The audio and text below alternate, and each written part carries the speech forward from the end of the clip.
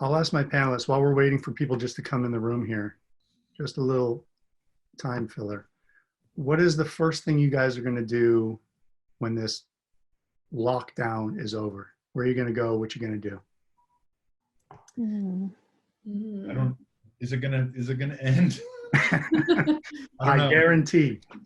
Okay. I'm hoping that the weather will be warm because I need to go surfing. I need to go into the water and just be in the ocean. So that'll be for me. Okay. I would like to sit outside a park, get a cheese plate and a glass of wine. I think that'll be my first destination. Yes. Okay. Definitely an outdoor seating area at a bar, cold beer, food not made by me. Yeah. Or my husband. I agree. Although I think my cooking has gotten a little bit better, out of necessity, but yeah. No, it's definitely just for variety and cleanup. Yeah. My cooking has gotten better. My eating has gotten even better. So I'm a professional eater at this point. Practice makes perfect. Yeah. I just can't believe how many times we've had to empty the dishwasher. It's constant. I'm not gonna miss that. Yeah. Okay. I'm gonna jump in here. Hello, everybody. Welcome to the Product and Design Leadership webinar. It's looking like we're having a phenomenal turnout here, so thank you everybody for joining us.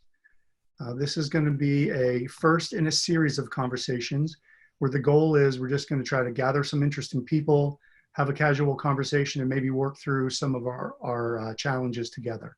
The core idea being that we want to try to carve out a place where we can share ideas, get inspiration, and maybe learn a little bit from each other. My name is Pete Fleming. I'll be guiding today's conversation, and we have some really phenomenal guests for you here. I'm really excited about who we got for this first one. I head up the product and UX design practice at Chariot Solutions. Chariot is the sponsor of today's event. We are a Philly-based software design and development consultancy, so thank you, Chariot, for sponsoring. This event will be recorded and it'll be available online after the event, so just keep an eye on our Chariot website for that. And we are going to try to leave a little bit of time in the end for doing some questions. So if anybody has any questions at any point throughout today's event, please submit them through, there's a Q&A functionality you should find at the bottom of your Zoom interface there. Just pop that up and throw in a question and we will get to as many of those as we can at the end. So today's topic is guiding our teams through the pandemic. You've probably heard this discussed quite a bit lately, maybe even to ad nauseum. But one of our goals for today is we want to make sure that we're adding something new to that conversation. We're going to be talking specifically about the way it's affecting the way we lead our product and design teams, as well as a little bit more generally just about the way it's changing how we design and build products. And keeping in mind that this isn't just about working remotely, we want to really focus on the abruptness of how fast that went. One day we're working in the office and the next we're all at home working in our underwear. I mean sweatpants. I mean underwear. So, and it's not just about working from home, right? It's about how isolated we are. There's no more coffee shops. There's no more co-working spaces. A lot of that fun stuff, a lot of the interaction is gone. So how are we coping? So we have a lot to get to, so I'm just going to jump right in and introduce our guests. We have Laura Freeman, who is the, oh man, I just plopped my notes. The suspense is great. I know, I do know who Laura Freeman is, by the way. She's the Director of Product at Barstool Sportsbook. We have Maggie Bozak, who until recently was the Director of IoT Technical Product Management at MachineQ. And we have Paul Haupt, who is the Director of UX at ADT. So welcome, everybody. Thank you. Yeah. Be here. Thank you guys for working through your lunch with me today. Sure. Of course. So let's start by talking about the challenges that you all face as leaders.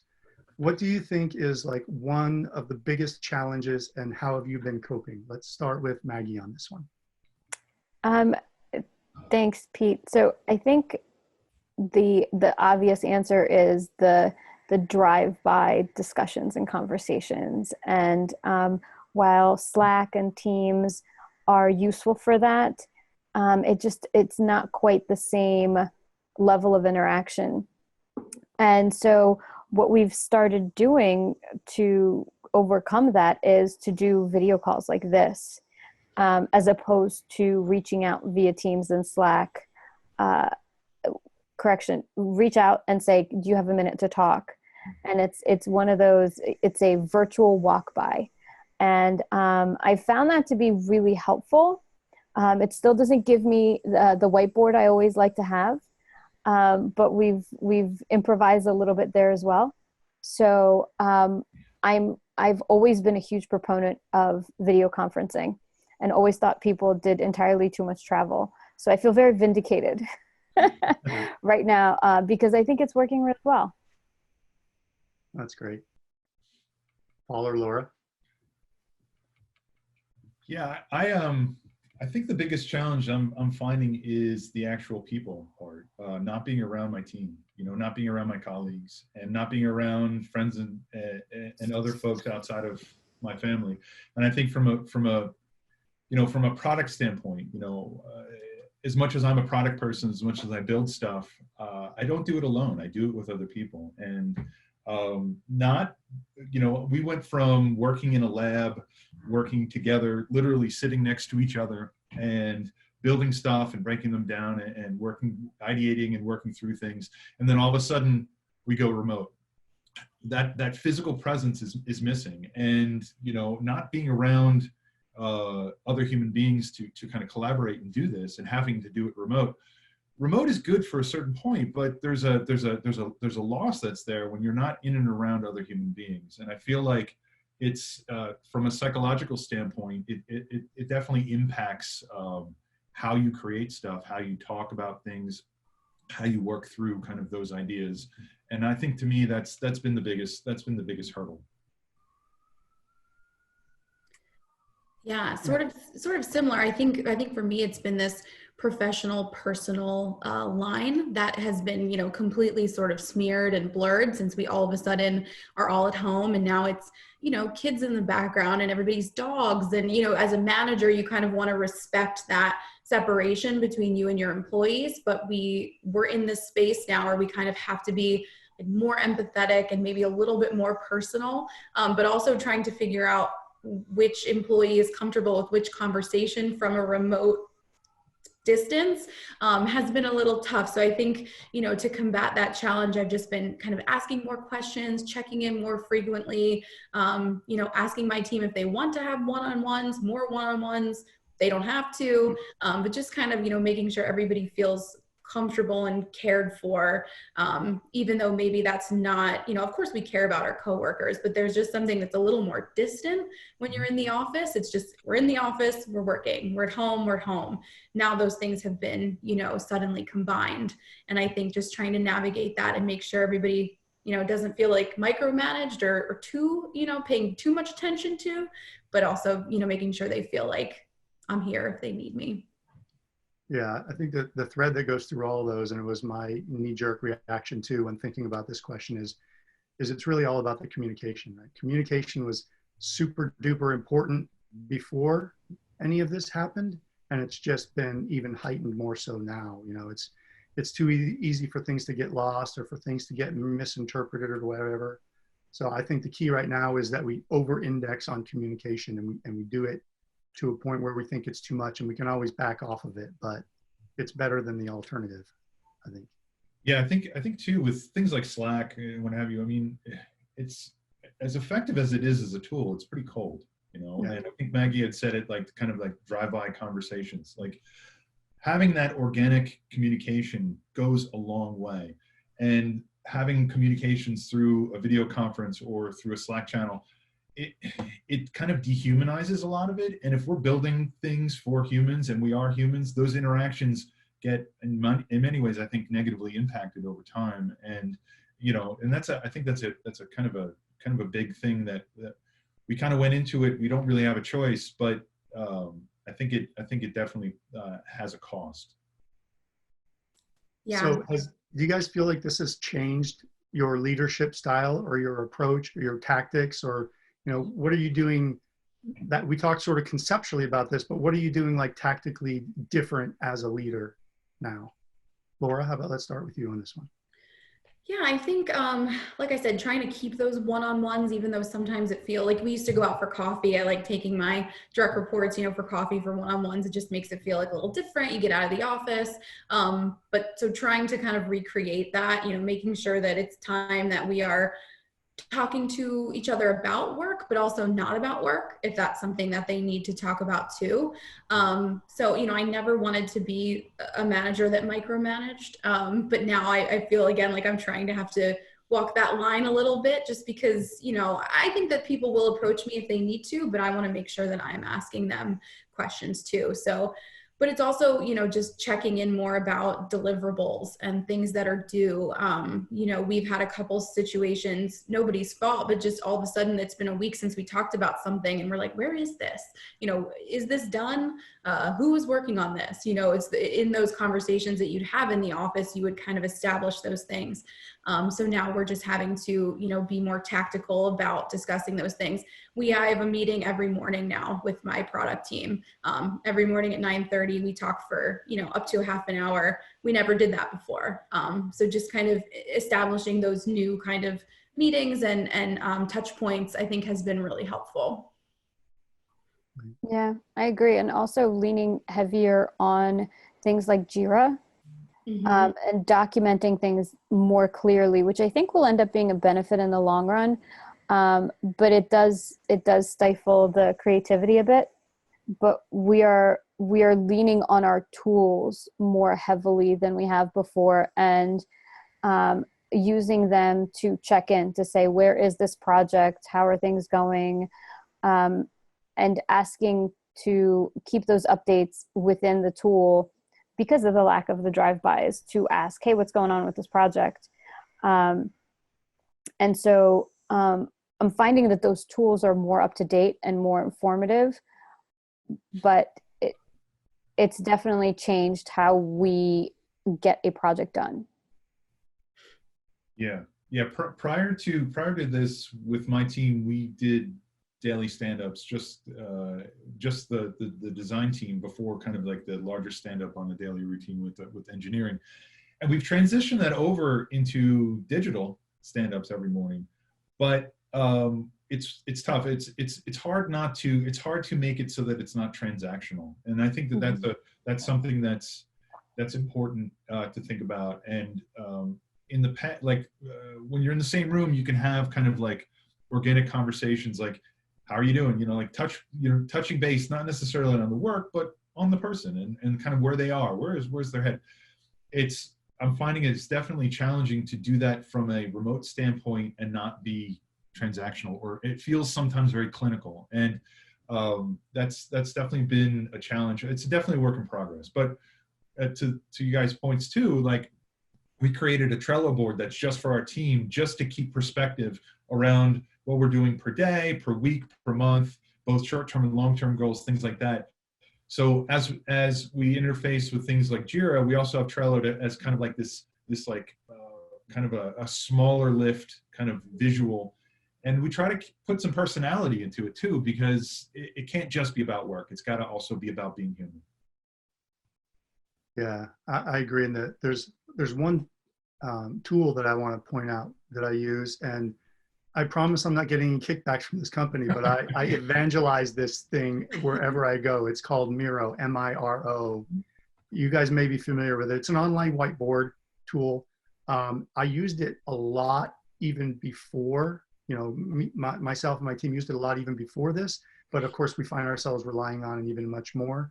It does so many cool things. I can't even talk about them all right now, but we rely very heavily on that. I know there are others out there like Mural and such, but if you and your teams are not using them, I would heavily recommend checking them out. Yeah,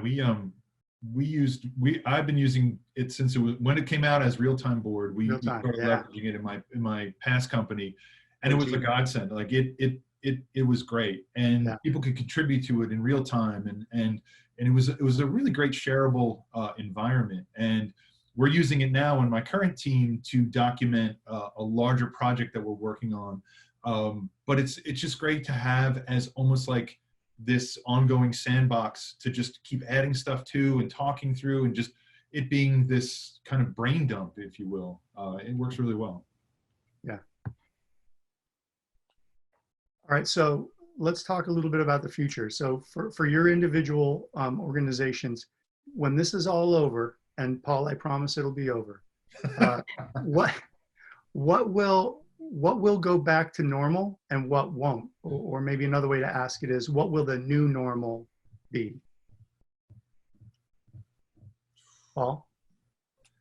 That's a tough, I mean, I think the biggest hurdle is just getting people back into an office together. I think I think the biggest thing we're going to probably see here is companies that resisted having any remote aspect to them whatsoever, having to adopt a remote kind of workflow that sits in with their regular workflow. Because, you know, the kind of going back to the office thing, we can see that those restrictions are from a state to state level, and certain companies are more willing to open up their doors than others. And I think that there's going to be probably a long-term transition to get people comfortable with working with each other. So it's not that I don't love my team, but I might not want to be in the same room with them because I'm not feeling comfortable with sharing physical space with other people. And I think that a lot of organizations who haven't grappled with working remotely or having that remote part are going to have to learn how to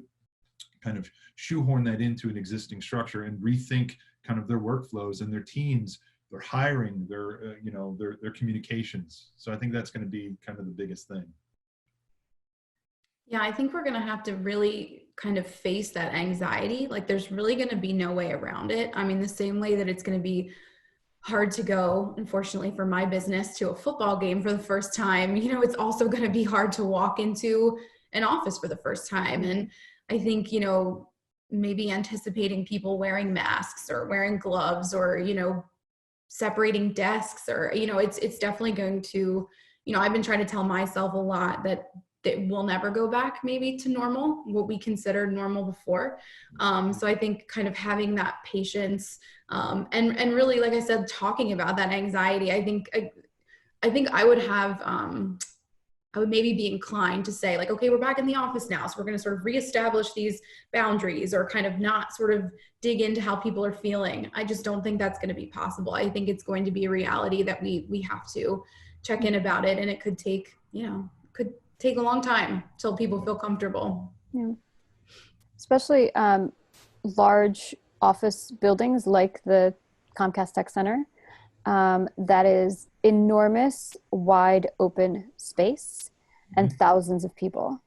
Already discussions have been had about a really slow phased approach to allowing people back in the workplace, starting, I think, from a how much do you need to be in the office perspective if you work on hardware and you require, you know, bench space, equipment, things of that nature. But maybe software developers and designers are later in the game, and we struggle with this half in, half out team situation. I think we're looking at least for that large of a space to be replenished at many months. Yeah. And perhaps there will be people who will voluntarily say, I'm happy to work remotely for the foreseeable future. And our teams will have to adapt to being able to do what we've been really bad at doing in the past, which is including people on remote video as much as we include people in the room. Right. And that's always been a huge challenge. People, like I said before, were resistive to doing video conferencing and would always do audio conferencing, which generally left those on the phone out of the conversation. And this has to be a huge forcing function to allow this hybrid environment to thrive. It can't just be getting by, it has to thrive, because I think, Pete, you said it, this is the new normal, and businesses won't attract good talent and won't maintain good talent if they can't thrive in a hybrid environment. So let's jump even further. Let's jump 2 years in the future, and hardly anybody even talks about this anymore. But what artifacts are left? How is our life different, or how is our working professional life different because that thing happened 2 years ago?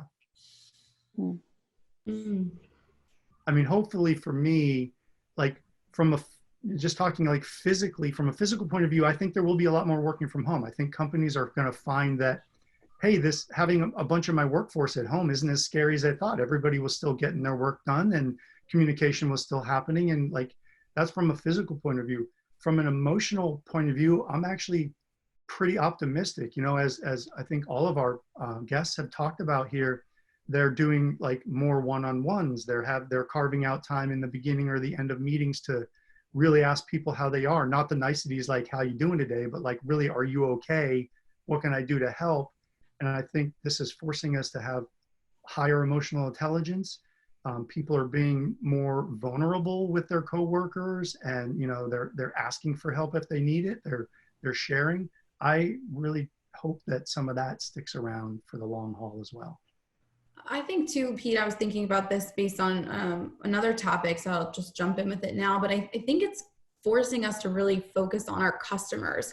You know, not that we didn't before, but I think there was a sense that sometimes you just say like, well, we think this is going to be a successful feature. We think this is going to be a successful thing, so we're just going to do it. And maybe, you know, hopefully people will like it, or maybe they'll use it. But I think now we have to say, like, what is the state of the world? Like, what are people actually like feeling, thinking? What will they pay for in these like trying times? You know, all of a sudden our customer base is just going through this, you know, the same as we are, this like incredible weird time. And so I think it's made me think a little bit different about kind of what products we're building, why we're building them, how it can, you know, make their lives better, but especially make their lives better in a time like this. So I'm hoping that kind of intentionality will follow us as well, that will become just, you know, all the more empathetic as we kind of feel connected more with all of our customers. I love it. Let's dig in on that. Paul or Maggie, thoughts on how this is changing how you address your customers, or how you're designing or building products for your customers? Yeah, absolutely. I think there's greater focus. There's less, and I'm hoping this just doubles and triples down. There's less, oh, we could also throw in this thing, and we could also do this. We just, you know, need a little more time. There's a hyper focus on getting the essential fundamental features and pieces of features done, more so than adding yet another fluffy thing on the end because we can. I think we're being more essential and fundamental, and I'm a huge fan of that. Yeah, I think one of the things that keeps coming up for me, and this is both from a company top down to employees, and then also from the company out to customers, is around trust. Okay, so I think that you had a lot of corporations who hadn't really delved into remote working because maybe they didn't trust that the work was going to get done, and that you know, people weren't actually pulling their weight, and so on and so forth. And as we can see, that stuff is actually getting done. Like, you can actually have faith and trust in your employees to get stuff done, and that we push that out to the customers as well, because you got to think, everyone's vulnerable here, everybody. So how do we establish that trust, or take that trust and transfer that over into the things that we're building, whether it's the software or the hardware, the experiences? How do we establish that trust and say, hey, guess what? We're building something that is going to increase your confidence, that makes you feel good, that you feel like if you're investing in our product, that it's a good investment. We have your back. We're here for you, just like the company is here for us. Like, it's collaborative from the top of the company all the way down to the customer, and I think, and vice versa. And I think if we can establish that level of trust and bring it into the product and bring it into our teams, you just, I think organically you can just make wonderful things. You create opportunities from that, and you get people to not just see you as a service and not just see you as a product, but see you as people looking out for their best interest and being able to produce something that's not just for the buck, but it's also for making this world a little bit better, incrementally, you know. And I think if we can establish that, that can actually mean a lot to everyone. Yeah, I think it's just an incredibly unifying time, in a way that I didn't anticipate, I think, when this started. But to sort of, I think we can understand how all of our customers are feeling in just this one small way. And I think if we draw upon that, it could do wonders for our products. Yeah. I wonder if it's giving more empathy to folks in your organization who empathy doesn't typically fall under their job description. You know, for designers and product folks, you know, empathy is kind of part of your job. But would you guys say that outwards of that in your organization, are people feeling more empathy for the end users because of this? I'm going to be optimistic here, and I'm going to say yes. Yeah. I think that it's tough, and I mean, I think empathy is not just something that everyone kind of embraces naturally. I think it's definitely almost like a learned trade at this point. And then when it comes to work, you know, I don't think that it's just always clear. But I do think that it's, I don't think you'll be able to get through this without having some level of empathy. I just think I mean, otherwise you're just miserable. And what are you doing? Like, I mean, you should be loving what you do and embracing that. And if empathy is not part of that, then I'm not sure what the longevity is for companies that don't kind of open up a little bit more. I think we definitely are. We're kind of in the unique position where, you know, Penn National Gaming has traditionally owned brick and mortar casinos. And so now we're having to imagine, you know, all of our customers who cannot go to those brick and mortar casinos anymore, you know, how can we bring them into the fold in a different way? So I think we're definitely kind of thinking about them, about what they're going through, you know, probably missing this sort of social fun activity they used to be able to do. How can our, you know, digital products bring them into the fold? So I definitely think it's helping us get a little bit closer to those people. Yeah, I think some of the engineers are finding a little bit of time to play with our products, and I'm not sure what prompted that, but long-time gripes are starting to be recognized by the builders, and like, we're going to go fix that. Mm-hmm. And that has been super cool. So now they've somehow started empathizing with the customer because something has prompted them to start playing with the systems that they're building more than they have when they were in the office. I don't know what exactly prompted that, but it's been a huge asset.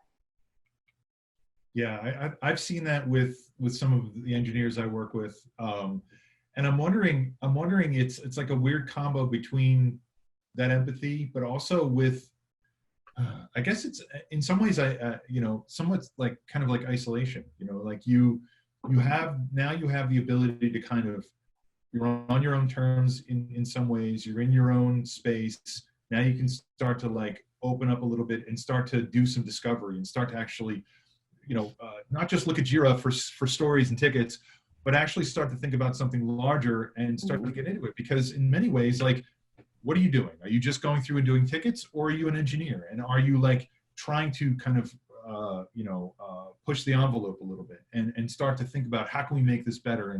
And for a lot of us, it's fun to do that. It's fun to explore. It's fun to discover, and it's fun to try stuff out. And even if it fails, like, you're still trying it out. So I think actually being isolated is giving people some more kind of impetus to really start to put feelers out there and start to try some things that maybe they were a little bit hesitant to do before. I wonder if any of you have some real world or practical examples of things that you're working on now or have worked on that sort of show a real impact of this. And I'll share one of mine Maybe that'll help give you guys a little bit of time to think if there's anything that you're able to share that's relevant. But my team at Chariot has been working on an app for medical professionals in the medical industry that helps streamline the input and management of medical records. So as far as how it's impacted how we do our job, typically we like to do all of our research, or as much of our research, in person, in context as is possible. But obviously that couldn't happen in the case here. Not only, are we isolated, but even if we weren't, these are medical professionals and they're busy as heck right now, as you can imagine. So we had to transition to doing those remotely, and that just changed how we did things a little bit. But I feel like we still got some really good learnings and really good insights about that. But as far as how it also affects how we are designing and building the product, this is an app that goes on a phone in this, or on a mobile device, and this mobile device gets carried from room to room. So, even before COVID, there was this concern about, for things like that, there's the transmission of germs or bacteria or whatever from one patient to another. And as you can imagine, that was absolutely heightened throughout this.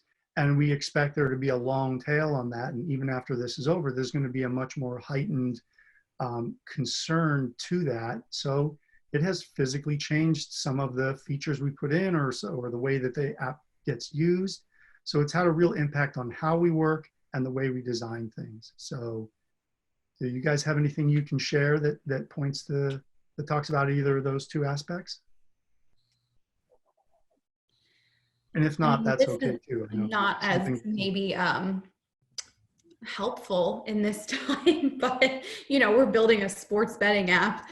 So we have, a list of sports that we want to launch with, and now there's no sports are not going on. So we've had to expand our MVP list to include things like, table tennis and, different sports that people were not watching before and are watching now. So, again, much different than Pete, what you're doing in the noble healthcare world, but, definitely considerations, trying to predict the future essentially of like when these sports are going to return, when these things are going to be allowed.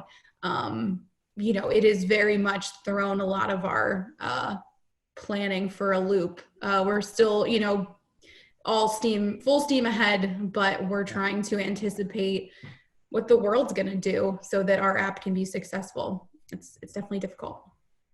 No, that was a perfect example. I mean, you're trying new games or new features or whatever to try to adapt to this. That's exactly it. Yeah, and I'm gonna take a brief moment here and do a little bit of a humble brag for Chariot Solutions, the organization that I work for. Shameless plug here, but I'm really, really proud of a project that we worked on pro bono on a volunteer basis. A few of our consultants worked with Penn Health to create an app that connects those healthcare workers with restaurants. We helped build the app from a very early POC through to a product that got pushed out into production and is in use already today. And it was just a way for Chariot to give back to the community. And it was a true collaboration, quick collaboration between design and development, where we did lots of research, very guerrilla style, very quickly. And we got it out very, very quick. So forgive me for the humble brag, but I'm really proud of that work we did there. That's great. That sounds awesome. So what are you guys doing or planning to do in order to transition out of what we're doing now into what's next, or what's the new normal, or as we transition back, some of the things will go back. What are you guys doing to help your teams transition? Yeah, I don't know if we're there yet. Yeah. I don't know that we're there yet. I think we're looking at months still. Sure. And like we were talking before, I also teach at Rowan University as an adjunct. And I'm not even sure, I don't know if we'll go back to the classroom in September. Yeah. I don't know if we'll start the semester as remote and then go back to the classroom. And it's going to affect planning completely, because prepping for an in-person class is actually quite different than prepping for an online class. And so I'm personally still in this middle earth type situation where, without any clear timeline yet, I don't know how to prepare, because I don't know where we will be in our lives at that point when we can start going back. And we have no, right now, I don't have in any parts of my professional world any understanding of when not even the quarter we might be back to normal, because like I said, everything's either phased or, with school, who knows what life will be like in September. I think Yeah. for me, we're just trying to keep everybody focused, but also letting them know that it's okay if we have to pivot. I think there's, times where I've, as a product manager, you have a roadmap and you have, a set schedule, and we're using Agile, we're being iterative, but we have certain expectations of what's coming down the pike. And we're just trying to, and our leadership is doing a great job of just encouraging everybody to just know that we're going to have to bend a little bit more. And, it's not because we want to throw curveballs. It's not because we're trying to make things more difficult. We're just trying to react to the state of the world. But I think, what is helping me is just trying to remind everybody that we still want to be successful. Like, our goal is still to launch this product. It's still to do it in the great way that we know that we can. And so while we're dealing with all of these outside factors that we have no control over, we're trying to just remain focused in what we can control, and then just be ready to transition or pivot if we need to. So we say that a lot. We talk about it a lot. Yeah, I think key, and we've talked about this a bunch of times so far, but communication is key, and being able to keep that ongoing. Like, never dip in the communication. If anything, I'm almost more apt to over communicate at times, so that people have transparency. They have an understanding of kind of where we are now, where we want to be, how we're going to get there, things like roadmaps, things like strategies. Because, for my team and my company, we've been heads down working on a platform now for, the better part of a year. And I'm still waiting for that to plateau, where I can actually start to think about innovation, start to think about future things. But we're heads down. So trying to keep that momentum still moving, and still trying to adhere to these theoretical roadmaps, which keep changing based off of how kind of the world around us is changing. So due dates get shifted, and release dates get shifted, and people's expectations get shifted. Still being able to be transparent and let people know that they have a voice, and be able to express that voice, and keep talking to people, and keep getting everyone on the same page. And this is not just within one team. This is cross-team communication. This is within the entire organization. As long as people, I think, still have that, and that strategy is maintained, we have that perspective, we can still keep moving forward, and we don't necessarily lose steam, but our progress is realistic, and it's realistic in terms of kind of the work that we're doing and all the things that are going on around us. And also still maintaining things like work-life balance, and being able to stay human, and being able to be rational, and to be able to still ideate and do all the things that we normally would do prior to this. But now, under those constraints, how do we keep that going? And I really do think that communication, and solid communication, is a really strong thread through all of that, and keeps us kind of that forward progression happening. Similar to Paul, just to add on that, we've been working our way towards this MVP. And so as the timeline keeps moving, and, we don't want, especially the engineers, to think that we just keep moving the goal line, right? Like, they're getting closer. Oh, okay, now it's out here. So we've tried to celebrate more small wins, and really emphasize that, okay, we accomplished this. Like, this is great. Now we just need to accomplish the next thing. And we're almost to the end. And I think by kind of breaking it up that way, and I have to stop being like MVP, because they're what does that even mean anymore? But just kind of saying like, oh, here's this thing that we're, okay, done, cross it off the list. And really trying to, I have a document that kind of illustrates when we finish certain features. And that has been, that definition of done and kind of carrying those small wins has helped, similar to what Paul said. Yeah. Yeah, I think I'm a little bit in the Maggie camp here. What you said in the beginning there, Maggie, about maybe not quite being there yet, at least thinking through like the tactics and like, the things we'll do and put in place or whatever. From that point of view, I'm not sure we're quite there yet. Although I have done some thinking about how whatever it is, whenever it happens, I want to be very deliberate about it, right? I want us to take a hard look at what we've learned, do a very deliberate retrospective with the team and the other teams and the greater teams. And what are the lessons we learned? How can we harness those lessons post-corona to make life even better? Use this as a catalyst for improvement, right? Yeah.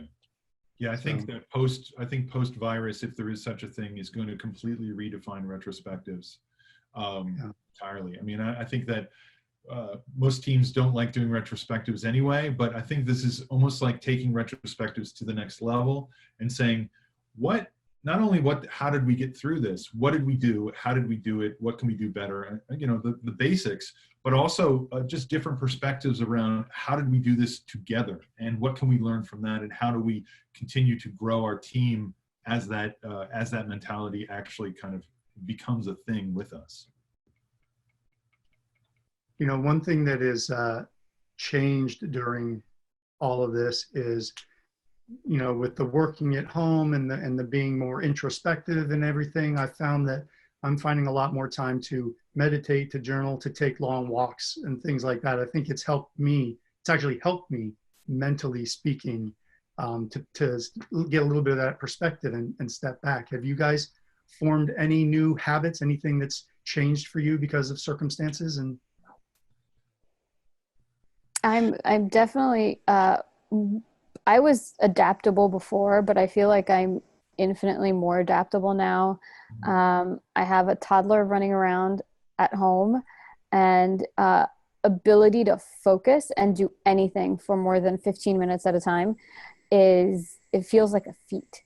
So I definitely, I'm feeling a bit more organized and disciplined. And again, that hyper focus on what do I actually need to get done today, because time is more limited now than ever for me. Not, I don't have to commute anymore, but again, having the child at home is so different, and it is the ability to focus on work versus focusing on her, especially when you're hearing her, because we're all in the same house. But that ability to focus in the moment, and also just be, hyper aware of the absolute necessities that have to get done. Again, I think we have been spending a lot of time on non-essentials, which you need to always improve, but maybe we had gone a little over the top with those, and perhaps those moving timelines that are currently moving timelines didn't need to be such moving timelines. They could have been a bit more, we could have made harder decisions earlier on and be more focused. And I'm hoping some of this just continues to carry over, is just this habit of being hyper focused. I definitely think I'm appreciating the mornings a little bit more, not having commute. I do really miss the bus, and will be very excited to wait for the bus again. I will never complain about waiting for the bus again. God, that's my podcast time. But, just trying to settle in the morning, and, now I have a new puppy, so I've been getting up very early, and, I'll be up at 6:30, and I have like 2 hours before I start, that's a lot of time I didn't really have before. So, I've been making lists about, like Maggie said, what do I absolutely need to get done today? That really helps me stay focused. And just, being more intentional. I think when you're in the office, sometimes, you know, those drive-by conversations are good, but they can sometimes pull you away from what is, you know, absolutely essential. So just trying to, you know, when I'm lamenting missing the office, kind of appreciating those things, and trying to lean into them while we have this time. Yeah, I totally agree with that. I'm definitely split right down the middle. Like I feel like on like a personal side, like I started running again. I stopped drinking coffee. I started like improving my overall lifestyle, which has been great. But on the flip side, I find that as I'm working from home, I tend to work more, work longer hours, start earlier. I tend to work probably until, I don't know, sometimes until midnight, because I just happen to be literally next to my studio where I'm doing my work. I also found a new respect for teachers, because I tend to have to homeschool my 11-year-old, which is a full-time job unto itself. So now I've got 2 full-time jobs, and trying to balance that with trying to stay healthy and sane has been a serious challenge. And you know, to Maggie's point, like having focus, having kind of like having a little bit more of that that trajectory, I think we can get this done. But it's still like one day at a time. You know, like I find like some days are working out really well, other days I need to take a walk. You know. Yeah, I just want to second the props for teachers out there. I do a little bit of volunteer work, bringing design thinking into the inner city Philly schools. So I work with teachers, and I have a great appreciation for what they do already, but this has just even sort of doubled and tripled that. Yeah. They're heroes for sure. We're getting pretty close to the end here. We do have a couple of questions, so I want to shoot these out there, and you guys just jump in wherever you see fit. So first is, with the possibility of remote work, this is from Kevin Jackson. With the possibility of remote work being widely adopted, have you given any thought to how this will affect your hiring strategy? Will you start to look more outside of Philly for talent? Will you be more apt to hire a designer from San Francisco or a product manager in Seattle without the expectation of relocation? That's a great question. We're actually hiring right now. So I've been doing some interviews, you know, over the phone and some video interviews. And I'm actually, this isn't a great answer, but I'm not sure. We do have people who are applying from all over the country. I think ultimately, you know, the Penn Interactive team that I'm on that's building the Barstool Sportsbook is super tight knit, you know, really care about culture. We're really specific about who we hire. And I think we do kind of thrive on that energy of being together. So I think we do want ultimately that person to want to relocate to Philly. But we're kind of in this gray area where if there's great talent elsewhere, it would be hard to say no to it. So I think we are kind of, you know, we've opened up the doors a little bit more for some remote work, but I'm not sure if it will ever be a full-time remote position, at least for our company. Yeah, we're and definitely. Paul, you're hiring too, right? Yeah, I'm definitely in the same exact position. I'm actually interviewing people this week. The problem that I'm facing in this one is that because we build both software and hardware from the ground up, you know, my team kind of needs to be in-house, you know, because we're handling the physical products as well as building out the experiences for those products and the software that drives them. So it's tough because I'm getting resumes from all over the world from people who are highly qualified, and it's tough because I want to be able to say, yes, I want to utilize this talent, but at some point right now, I kind of like, if we were to have to go back to the office tomorrow, I can't relocate people. I need people physically in the office. Now, does this change over time? So if we actually do establish the new norm where we're doing more remote, then I think we're probably more open to having that. Right now, it's trying to figure out, is it a necessity to actually have physical bodies because we're building out the hardware. If we were just doing software, that'd be a different story. I'd be having almost you know, a both area located and global remote team. I've had a lot of experience with that before, but right now I'm like on the fence because I kind of need people here, you know? Yeah. Yeah, I think that's right on. I think it's going to be not yet. Maybe when we get a chance to do that retrospective, understand what we've learned, understand how our culture has shifted, and then evaluate how does that impact who and how we bring people on the team. Sure. Exactly. And I'll just add a very short version of what it sounds like a lot of the guests are saying, and that is, yes, we will consider remote, although we did consider remote in the past, but we might consider that a bit more. But I will still bias towards locals, even if they're working from home most of the time. Just the ability to get in a room and write on the walls is precious for me. It really is. Our next question comes from Sam Parks. Any ideas for how we could objectively measure the impact that remote work has had on our teams? Without question, fully remote offices are a wildly different way to work. I miss my coffee meetings, but our productivity seems to be increasing. On the product dev side, the code commits and lines written have increased by 35%. Wow. From the average pre-COVID.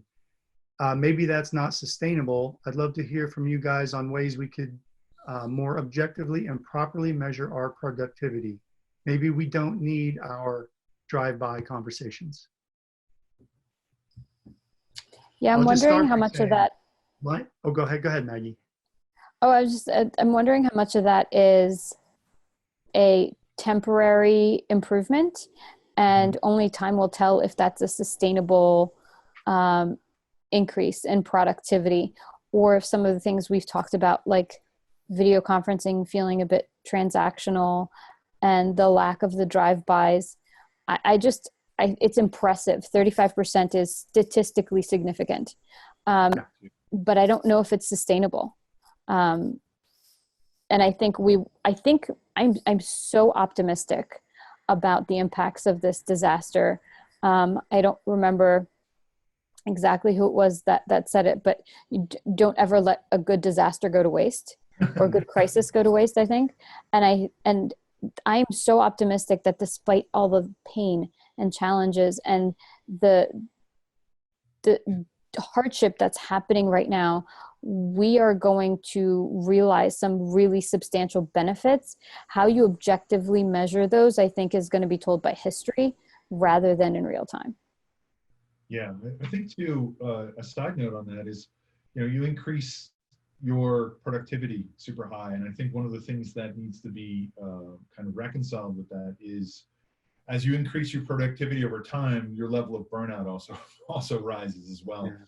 So, again, over time, we won't know, but if it isn't sustainable, what's the cost of that? So when I hit a certain point, you might be producing a lot, but you've also neglected a bunch of other aspects of your organization, your team, your individual connections, your collaboration, things like that. So I think it's going to be, I think we'll definitely see the impact and the fallout of some of this.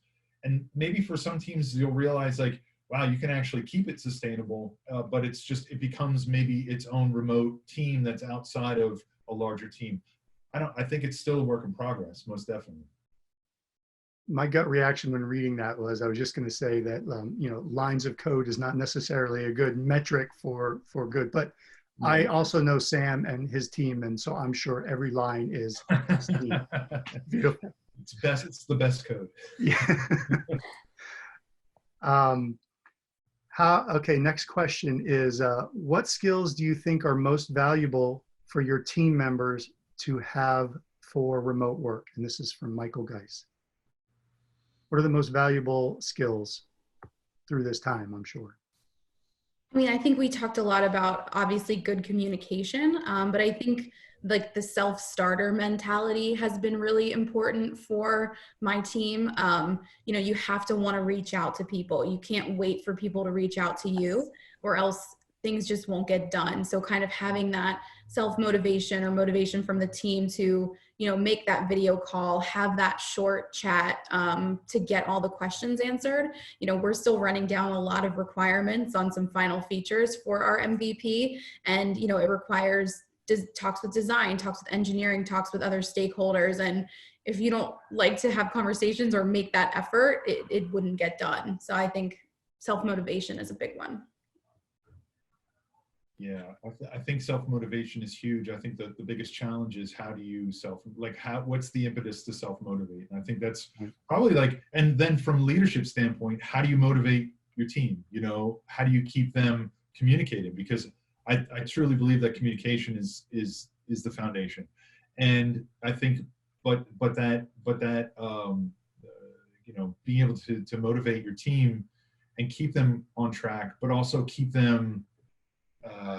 encourage them, keep them feeling valued, keep them feeling heard, keep them feeling human, keep them feeling connected. You know, those are all, again, aspects of communication, but then aspects outside of communication. So I think as leaders, it's our job to really kind of define that and say, hey, it's less about kind of your technical skills. Like, you can be great at Sketch and you can, you know, code like nobody's business, but if you're not staying human and you're not keeping, you know, keeping those lines of connection together as a human, it makes it really tough for some of those other skills to actually really make sense, or at least be considered in the long run.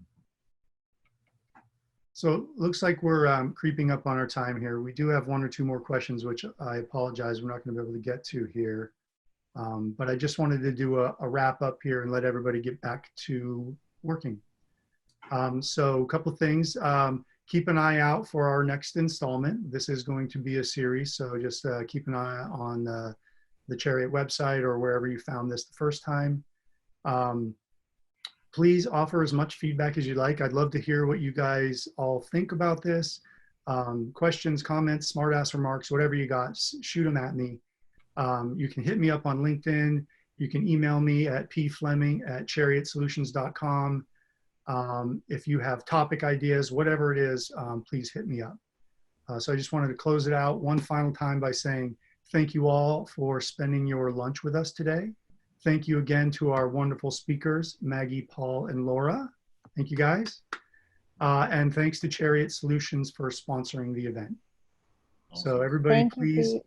Yeah, thanks guys. Thanks, this was great. It was awesome. Yeah. All right. So everybody, please enjoy the rest of your day, and we will see you next time. All right.